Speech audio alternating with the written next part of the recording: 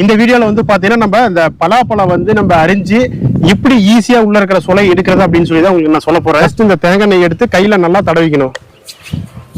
இந்த மாதிரி கத்தியில வந்து லைட்டா தடவிக்கங்க. துணி வந்து நம்ம ஈரத்தை நினைச்சு வச்சிருங்க. இந்த மாதிரி ஃபர்ஸ்ட் வந்து நம்ம அரிஞ்சு விட்டா போதுங்க, ஈஸியா உங்களுக்கு வந்துடும்.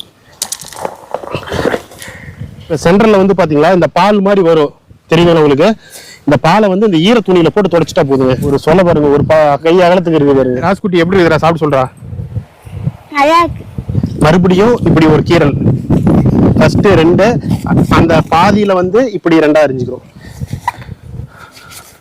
இவ்வளவு பெரிய பழத்தை ரொம்ப கஷ்டப்படல. கையில பாருங்க பால் எதுவும் ஒட்டல, ஒண்ணுமே கிடையாது. கையில பாருங்க எப்படி ஈஸியா எடுத்து பெரிய பெரிய முள்ளா எடுத்தீங்கன்னா இந்த பெரிய பெரிய சொலையா இருக்கும். இங்க பாருங்க எவ்வளவு பெரிய சொலை பாருங்க, எப்படி பாருங்க சொலை எப்படி தெரியுது பாத்தீங்களா? அறியும் போது வந்து பாத்தீங்கன்னா இந்த சின்ன சின்ன துளை நாறு மாதிரி இருக்கும். இதை வந்து நம்ம இப்படி ரிமூவ் பண்ணிட்டா போதுங்க. இதை நீங்க சாப்பிடக்கூடாது. சாப்பிட்டோம்னா வந்து பாத்தீங்கன்னா கண்டிப்பா வயிறு வலிக்கும் உங்களுக்கு. நல்லா இருக்குதா? சூப்பரா இருக்கு. உனக்கு எப்படி பாப்பா இருக்கு? சூப்பரா இருக்கு. இது வந்து பாத்தீங்கன்னா பெருக்கா சொலை. இப்ப நம்ம எடுக்கிறது கூழம் சொலைனா இந்த சொலையெல்லாம் வந்து பாத்தீங்கன்னா அறியும் போதே வந்து பாத்தீங்கன்னா கொலன்னு போன மாதிரி இருக்கு. அதுதான் வந்து கூழம் சொலை. நம்ம அதை அறிஞ்சு பார்த்தாதான் தெரியும். இந்த மாதிரி வந்து கொல்லிமலையில பலாப்பழம் வாங்கிட்டு போயிட்டு ஏமாந்தவங்க வந்து எவ்வளவோ பேர் இருக்கிறாங்க.